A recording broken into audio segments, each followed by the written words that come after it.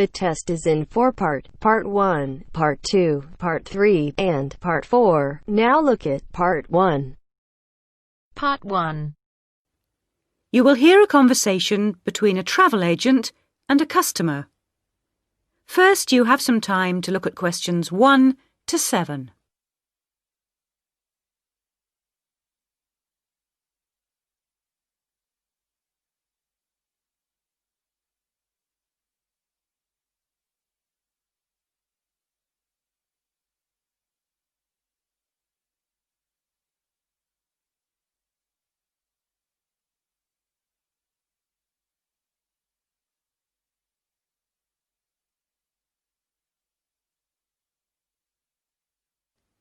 Listen carefully and answer questions 1 to 7. Good morning. Can I help you? Yes, I'd like to get some information about trips to New Zealand. Certainly. Take a seat and I'll be right with you. Thanks. Now, where would you like to go in New Zealand? Well, I was hoping to do a bit of travelling around, actually. There are a few things I'd like to see and do before I go back home. Right. One thing I really want to do is go to Christchurch. I have relatives living there that I can stay with, my mother's cousin, and I've heard it's a nice place. Yes, it's a lovely city. And staying with relatives will help with the budget, of course. The budget? It will save you some money. Oh, right. Well, I'm not too worried about that. I've saved quite a bit of money working in Australia. Oh, that's nice. Good for you. Well, you know that New Zealand consists of 2 main islands, the North Island and the South Island, and Christchurch is on the South Island. Is it? I was never very good at geography at school. Do you have a map I could look at? Sure. Here we are. Right, I see. And, well, then I'd also like to spend some time in Auckland, and maybe I could do an English language course there. Can you organise that sort of thing for me? Oh, certainly. We'd be happy to arrange that. But bear in mind that Auckland is in the North Island. OK. And I'd also like to do some skiing or maybe even some snowboarding. I hear New Zealand is a great place for that. Yes, absolutely. But you should go to Auckland first for your studies, and then you can get the ferry across to the South Island and take the bus down to the snow. Oh, I don't like boats very much. I'm not much of a sailor. I think I'd prefer to fly. Right. What about joining a walking tour? That could be really fun. Not sure about walking, but joining a tour might be a good way to travel because then I might make some friends my own age. Now, let's get some details. Can I have your name, please? Yes, it's Su Ming Lee, but you can call me Sue. OK, Sue. And what's your address here in Melbourne? I'm living with my aunt in the suburb of Kew. It's 29 Lock Street. That's L-O-C-H, not L-O-C-K. Do you have a phone number that I can get you on? The best thing would be if I give you my mobile. I always have it on me. It's 0402 558 992. OK. And when do you want to travel? Because you'll need to be down south in July or August. Oh, yes, of course. That's winter, isn't it? So I better go to Auckland in May. Yes, let's say departing from Melbourne on the 1st of May, that's a Saturday, and then you could begin your course on Monday the 3rd. That sounds great. And how long would you like to study for? A month, 2, 3? What do you think? Well, I'll probably need more than a month. What about 8 weeks until the end of June? Fine. I'll see what I can do. Oh, and how would you like to pay for this? On my Visa card, if that's possible. Before you hear the rest of the conversation, you have some time to look at questions 8 to 10.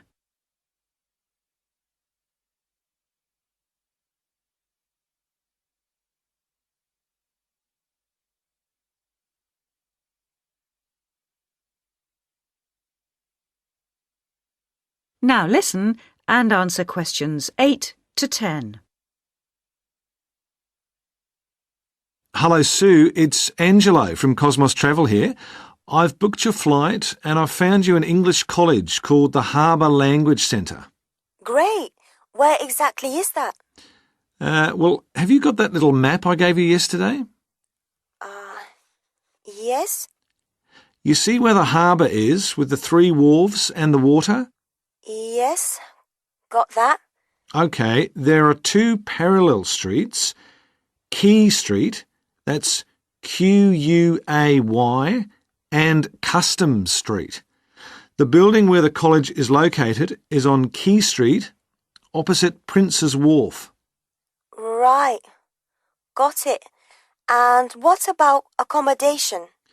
Well, I've booked you into a hotel for the first 3 nights, and then the accommodation officer will find you a family to live with. Good. And where's the hotel? It's a short walk from the college, on the corner of Queen Street and City Road. Which corner exactly? On the left-hand side as we're looking at the map. Okay. Near the little park. Yes, that's right. And what about a good bookshop? I'm going to need to buy a dictionary and some English books. Yes, well, I believe there's a really good language bookshop on the corner of Customs Street and Queen Street. It's near the college, so that's pretty convenient. Thank you so much. You've been really helpful. That is the end of part 1. You now have half a minute to check your answers.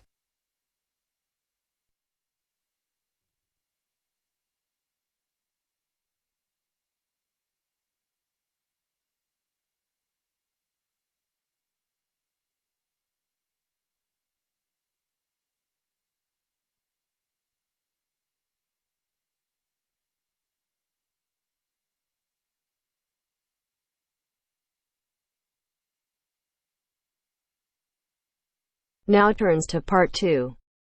Part 2.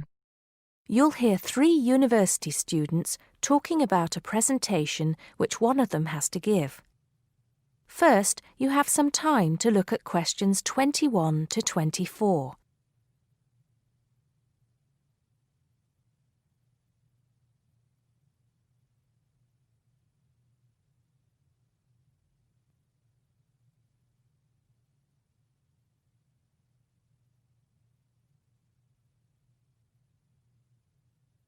First, look at questions 11 to 14.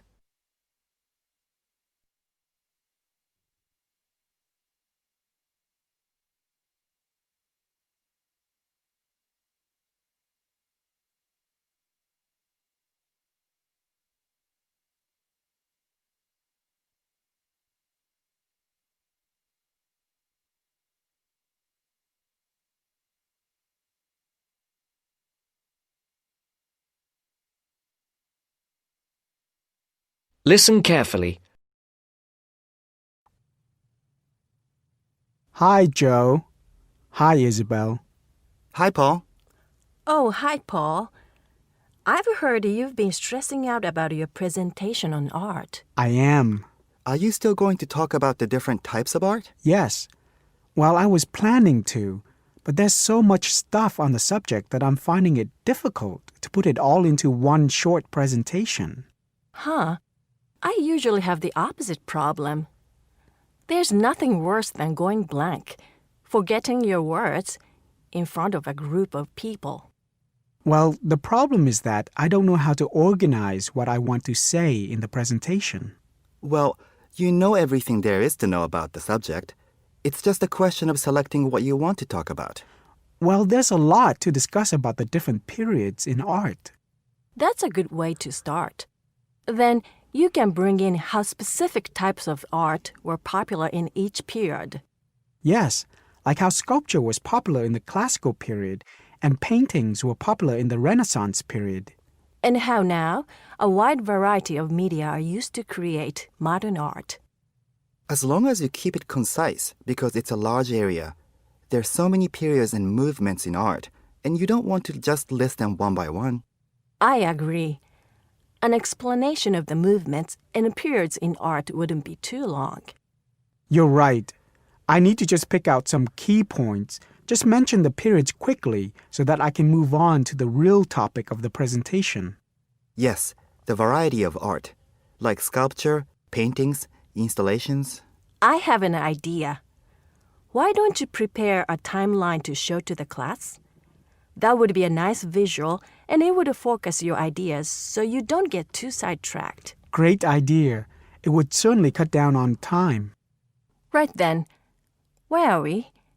You'll begin with a very short introduction to the historical periods of art. Then, you'll talk about popular types of art within these periods. That's sorted. Maybe you could also mention some key works of art in each period, like the Venus de Milo statue or the Scream by Edvard Munch, and give some interesting facts on them. That's not a bad idea, because it does give people a frame of reference when I talk about specific kinds of art. After giving a historical context, I should really talk about different forms of art, shouldn't I? Yes, you should. After that, you can conclude with a question on what is considered to be art. Now, that would be really interesting. Yes, comparing the traditional views of art with modern views. Exactly. I think I'll have a collection of pictures, including famous pieces of art from classic to modern, projected on the wall, like the Mona Lisa, and some pop art, and ask people whether they think it's art or not. Before the broadcast continues, look at questions 15 to 20.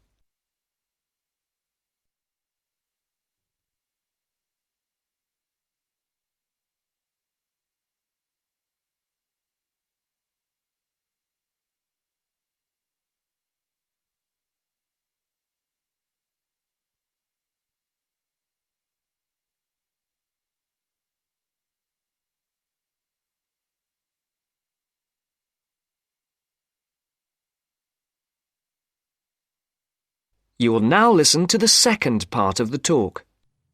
Showing some famous works and asking people what art is would certainly lead to discussion in the room.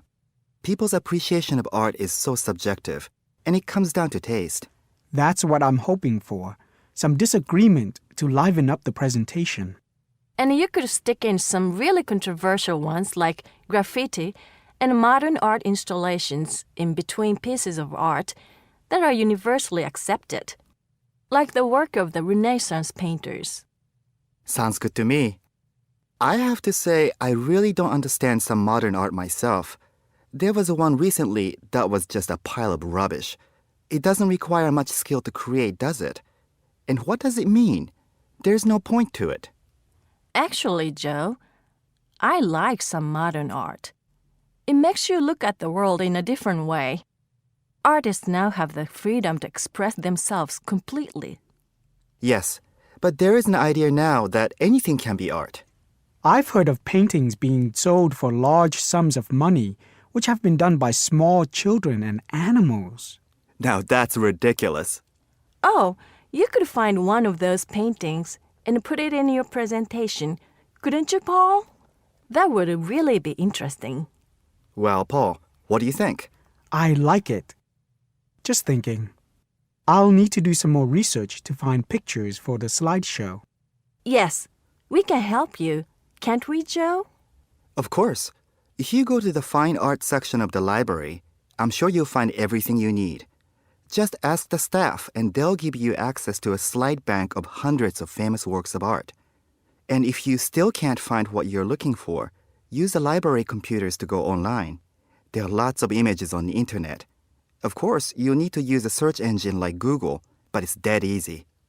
Thanks, guys. I'm feeling much clearer about the project. Your ideas have been really useful. I think I should end with a quote of some kind by a famous artist. What do you think? That's a good idea. Now let's go to the library and see what they have. That is the end of part 2. You now have half a minute to check your answers.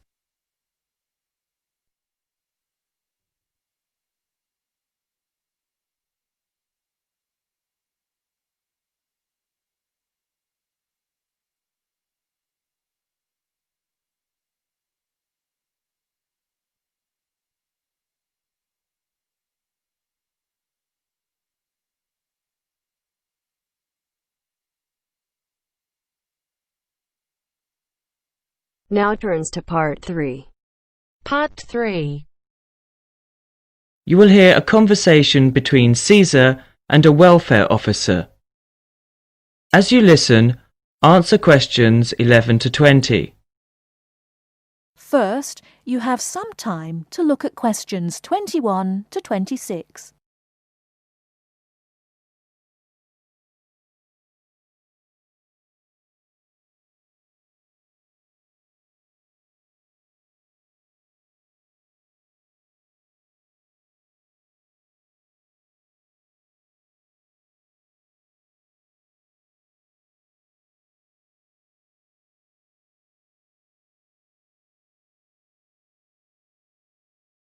Now listen carefully and answer questions 21 to 26. Good afternoon. My name's Cesar Bautisto. Hello, I'm Wendy, one of the welfare officers. Can I help you? Yes, I have to move out of my accommodation in 2 weeks, and I can't find anywhere else to live. Okay, I'll need to know some details about your current situation. I'm an overseas student from the Philippines. The college gave me a temporary room for 1 month. I can't find anywhere else, and I have no money. Have you told the college about your position, or asked them to let you stay longer in your accommodation? No, not yet. I didn't think that would be possible. Well, we can contact the accommodation service on your behalf to see if they'll let you stay a little longer, until you can find an alternative. Thank you. But I'm not sure that I can find another place, as they all ask for money before moving in, and I don't have any. Yes, it is usual in this country for landlords to ask for up to a month's rent in advance. Don't you have any money at all? Hardly any. I'm waiting for my grant check to be sent from the Philippines at the moment. It should have been here for me to collect when I arrived in Britain, but it seems to have been lost. You can apply for emergency loan from the union if you want. The loan can be for up to £200, and we ask for a post-dated cheque for the same amount to be given to us, so that we can recover the money once you receive your grant cheque. That would be very good.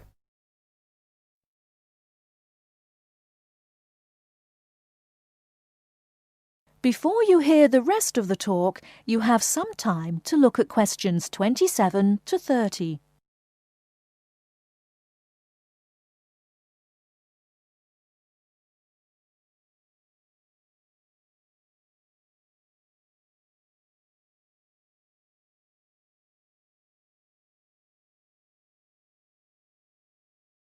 Now listen and answer questions 27 to 30. I'll apply, but I'm still worried about how to find new accommodation. As I said earlier, we can ask the college to extend the time you're allowed to stay in your present accommodation. They may refuse, of course. Then what will happen? If the worst comes to the worst, the union may be able to provide some very short-term emergency accommodation. If you want me to, I'll contact 1 or 2 of the addresses on the notice board and arrange for you to visit them. But what if they ask me for the rent in advance? I only have £90 left, and I need that for food and books. It'll be all right. By the time they actually need the money, we'll have your emergency loan ready. Just fill in this application form and write me a cheque for £200, please, payable to the student union. Right, I'll do that. Thank you very much for your help. I'm feeling more optimistic now.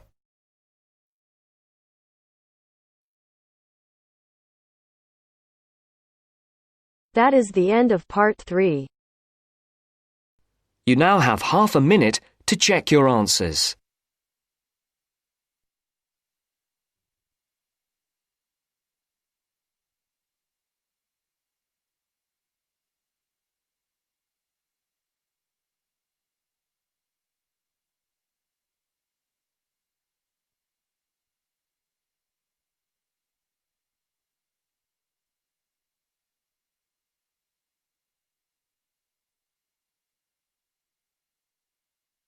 Now turns to Part 4.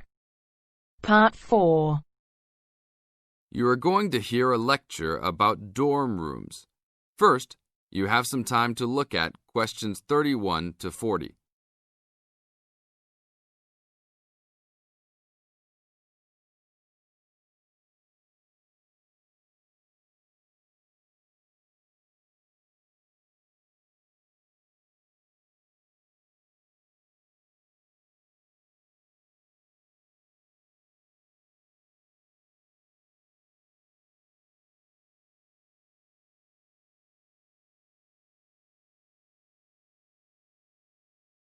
Now listen to the tape and answer questions 31 to 40. Welcome to your new home for the upcoming year. These dorm rooms are among the best in the nation and are the newest ones at this school. So I hope you will all learn to appreciate them and take good care of all the facilities here. I am Gina, and I will be residential advisor in this building for the year. Today I am going to tell you about some of the programs and facilities that are available to you.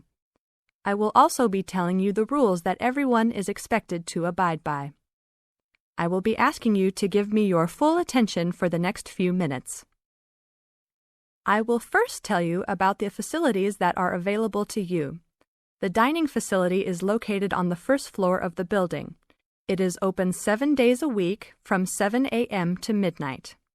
All the food offered to students is freshly made every day, and my own opinion is that the food is actually quite good. Feel free to come and grab a banana for breakfast or sit down with a group of friends for dinner.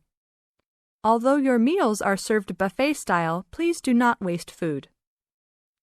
All students are expected to clean their own tables after meals. In the basement of this building, there is a gym and recreational hall. The gym has workout equipment such as treadmills and weight sets. In the recreational hall, there are ping pong tables and a pool table for student use. You must sign in when using this equipment, and you will be held responsible for any damages or losses. The gym and recreational hall are open daily from 10 a.m. to 10 p.m.